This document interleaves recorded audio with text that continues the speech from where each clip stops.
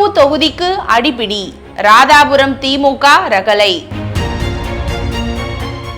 சட்டப்பேரவை தலைவர் மு அப்பாவுவின் தொகுதியான ராதாபுரத்தில் மீண்டும் அவருக்கு சீட் கிடைக்குமா கிடைக்காதா என்று கேள்வி எழுப்பும் அளவுக்கு அவரது இடத்தை பிடிக்க திமுகவுக்குள் பலரும் கச்சை கட்டி களத்தில் இறங்கியிருக்கிறார்கள். முதல்வர் ஸ்டாலினின் மருமகன் சபரீசன் திருநெல்வேலி மாவட்டத்தில் தங்கி இருந்து திமுக நிர்வாகிகளை சந்தித்து பேசி வருகிறார்.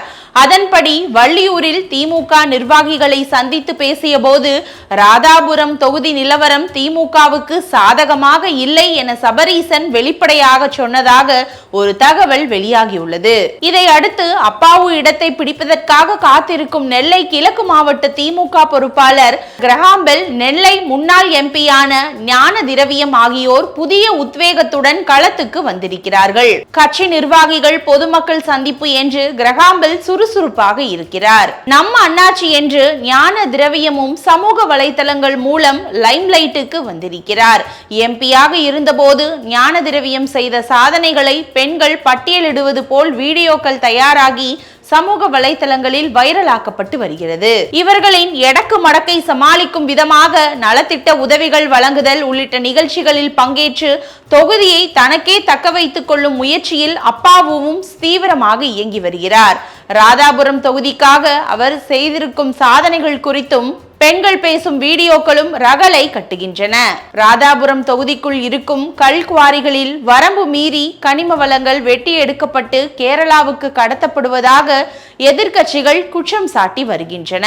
இந்த கனிமவள கொள்ளை விவகாரம் இந்த தேர்தலில் முக்கிய விவகாரமாக பேசப்படுகிறது. ராதாபுரத்தில் திமுகவுக்கு ஏற்பட்ட பின்னடைவுக்கு இதுவும் ஒரு முக்கிய காரணம் என்கிறார்கள். இந்த நிலையில் பொய்களும் வதந்திகளும் என்று தலைப்பிட்டு அப்பாவு திடீர் ஸ்டேட்மெண்ட்களை சமூக வலைதளங்களில் வெளியிட்டு வருகிறார். ராதாபுரம் தொகுதியில் எங்களுக்கு சொந்தமாக கல்குவாரிகள் உள்ளதாக பொய்யான தகவல்கள் பரப்பப்படுகின்றன. ராதாபுரத்துக்கு மட்டுமல்ல, வேறு எந்த பகுதியிலும் எனது பெயரிலோ எனது குடும்பத்தினர் பெயரிலேயோ எந்த ஒரு கல்குவாரியும் கிடையாது.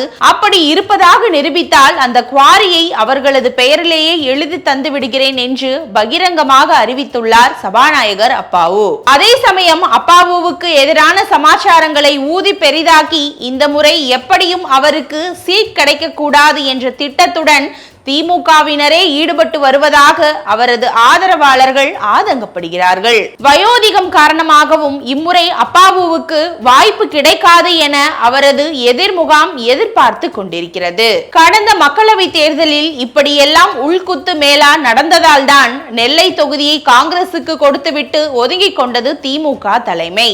இம்முறையும் இதே நிலைமை ராதாபுரத்துக்கு வந்துவிடும் போலிருக்கிறது.